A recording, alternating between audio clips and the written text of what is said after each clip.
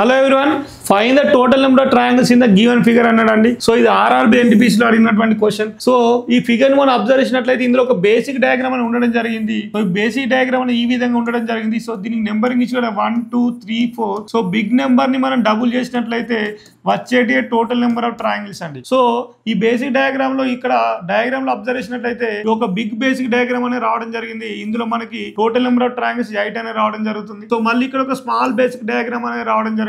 So ఇక్కడ కూడా total number of triangles 8 ఉండడం జరిగింది. సో బిగ్ బేసిక్ డయాగ్రామ్ మీద స్మాల్ బేసిక్ డయాగ్రామ్ యాడ్ చేస్తే మనకి ఇక్కడ మళ్ళీ ఒక బేసిక్ డయాగ్రామ్ రావడం జరిగింది. సో దీని నెంబర్ ఇస్తే 1+2. సో 1+2 ఈక్వల్ ఇక్కడ 3 ట్రయాంగిల్స్ అనేది రావడం జరుగుతుంది. సో ఇది ఒక ఇండివిజువల్ ఒక ట్రయాంగిల్ అండి. సో ఇది కూడా ఒక ఇండివిజువల్ ఒక ట్రయాంగిల్. సో 1+1 = 2.